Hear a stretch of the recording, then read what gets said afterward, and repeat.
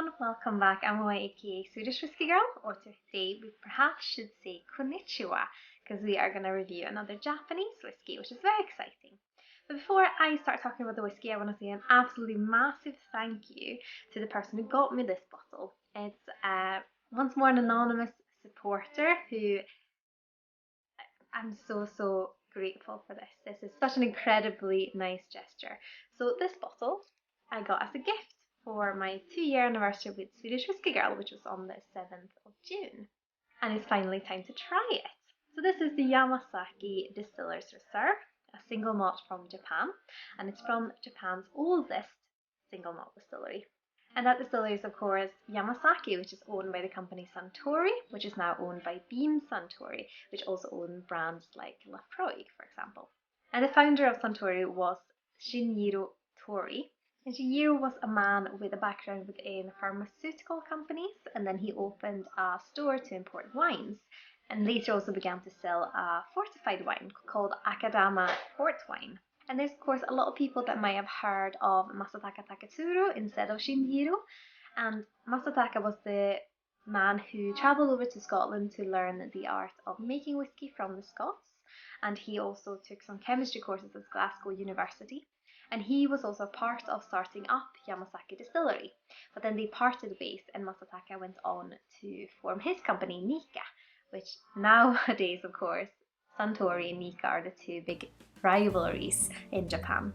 But the Yamazaki Distillery was established in 1924 by Shinjiro and of course is still to this day producing whiskey. And something that both Suntory and Nika have in common, that they are two companies that throughout this rivalry that they've had is now focusing on making proper Japanese whiskies and really focusing on the art of it and the craft, making sure that, for example, there's no rye spirit in it or something else that would make it not a proper whiskey. And there's of course a big kind of thing at the moment where Japanese whiskies are so expensive. For example, the Yamazaki 12 is going up in price, the 18 and the 25 can only dream of getting a hold one day because they're so expensive at the moment. And there was this big burst of popularity for Japanese whiskies, which meant that they sold really well, which meant that they sold out on all their stocks. So suddenly you don't no longer have 18-year-old whiskey to sell for the 18, and then you have to push the prices up because you only have a limited amount of product left. So if you see a lot of really expensive Japanese whiskies, it doesn't necessarily mean that they're that much better, but it could mean that they have less stock, and they've even had to discontinue some of the age statements until they can kind of get their stock back up.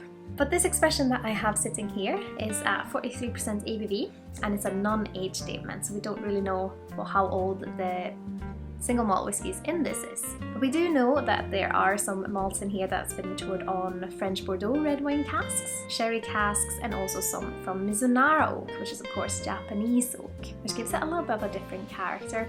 And they're also known for being quite porous, so they tend to kind of leak. But it's a really fascinating type of oak that they're using for maturation. But let's start by having those.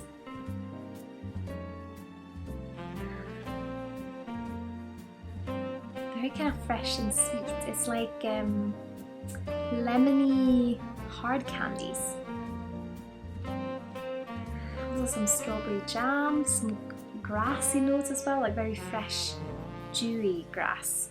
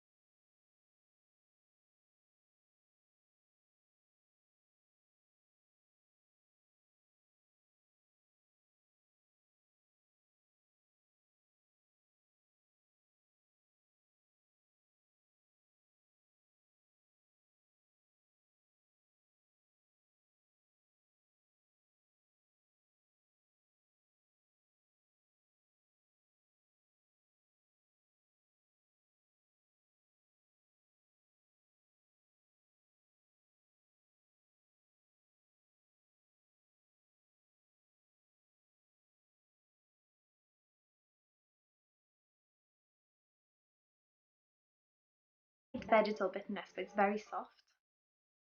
And then it mixes with that oak spice as well.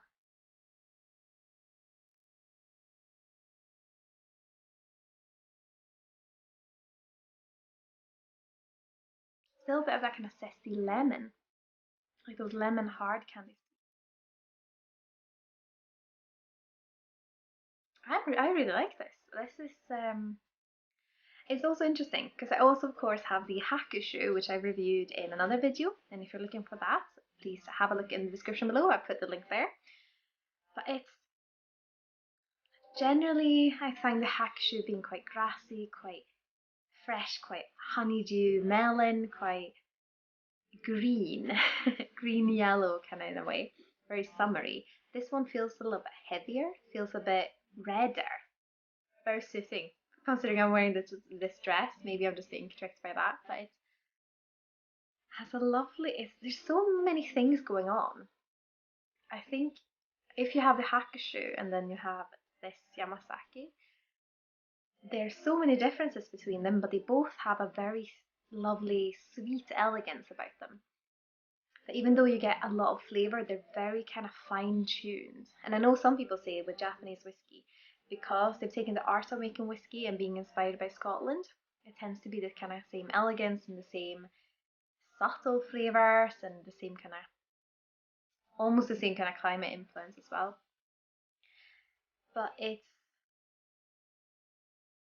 I think I heard James, who's the brand master for Suntory, he explained it that one of the companies, so either Suntory or Nika, they have one of them's taken the approach of trying to accommodate a Western palate, and the other one is more accommodating to a Japanese palate because they tend to like kind of delicate flavors, a little bit lighter flavors, and of course highballs are super popular in Japan with everyone. It can be anything from young girls to old men. Everyone just kind of likes them because they're quite delicate, and it gives you the opportunity to try whiskies in that way instead.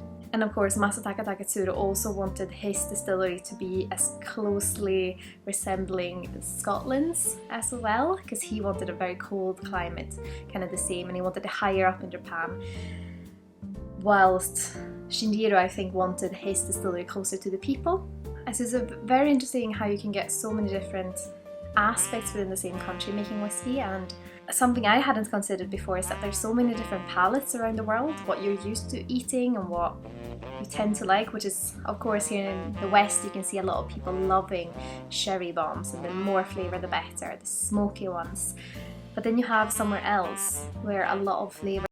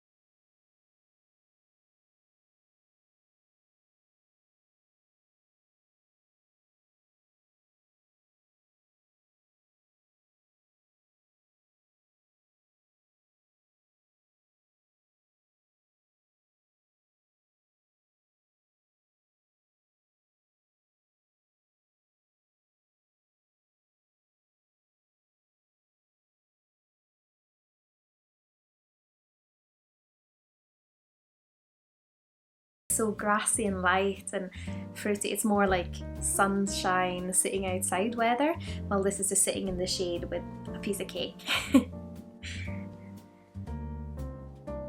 But I would of course love to hear what you think of Yamazaki. Have you tried this Distiller's Reserve? Have you been lucky enough to try the 12, the 18 or the 25? Perhaps any of their other special releases? I would of course love to hear your thoughts. And if you like what I'm doing here on YouTube and of course on my other channels and you would like to support me, I would of course be absolutely over the moon if you would consider using my affiliate links with either Master Malt, the Whisky Exchange or the SMWS. And I put all that information in the description below, as well as links to my website, my Patreon and my Instagram if you're curious about that.